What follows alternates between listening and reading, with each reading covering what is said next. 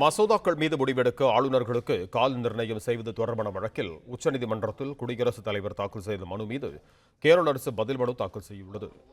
இதில் உச்சநீதிமன்ற உத்தரவுக்கு எதிராக குடியரசுத் தலைவர் எழுப்பிய 14 கேள்விகள் அரசியல் சாசன அடிப்படையில் பரிசீலனைக்கு உகந்தது அல்ல என கேரள அரசு தெரிவித்திருக்கிறது.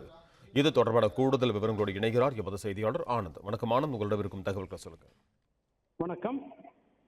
உச்சநீதிமன்றத்தில் குடியரசுத் தலைவர் அனுப்பிய 14 கேள்விகளும் அரசியல் சாசனப்படி விசாரணைக்கு உகந்தது அல்ல எனவும், எனவே அது குறித்து நீதிமன்றம் எந்த கருத்தையும் தெரிவிக்க தேவையில்லை என கேரள அரசின் சார்பில் உச்சநீதிமன்றத்தில் தெரிவிக்கப்பட்டிருக்கின்றது.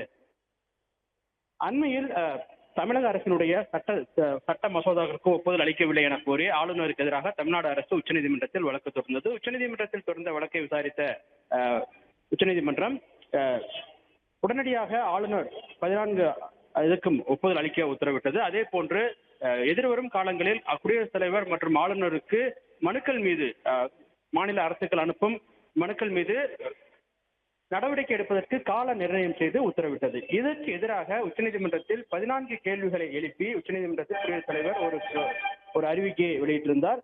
அதாவது இந்த குடியரசுத் தலைவர் மற்றும் ஆளுநருக்கு கால நிர்ணயம் செய்ய முடியுமா என்பது தொடர்பாக விளக்கம் அளிக்க முடியும் உச்சநீதிமன்ற தலைமை நீதிபதிக்கு அவர் கடிதம் எழுதியிருந்தார். இந்த கடிதத்தின் அடிப்படையில் உச்சநீதிமன்றம் இது தொடர்பாக வழக்கை பதிவு செய்தது.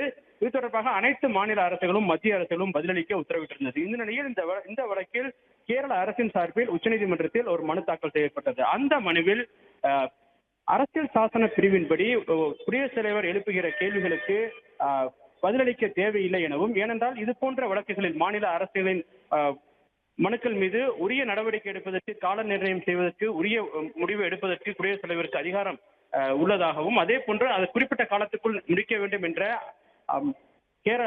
அதே போன்று உச்சநீதிமன்றத்தின் உத்தரவை முழுமையாக பின்பற்ற வேண்டும். இதில் எந்த விதமான கருத்தையும் உச்சநீதிமன்றம் தெரிவிக்க தேவையில்லை எனவும் கேரள அரசின் சார்பில் தெரிவிக்கப்பட்டிருக்கின்றது. நன்றி ஆனந்த், உங்கள் தகவல்களுக்கு.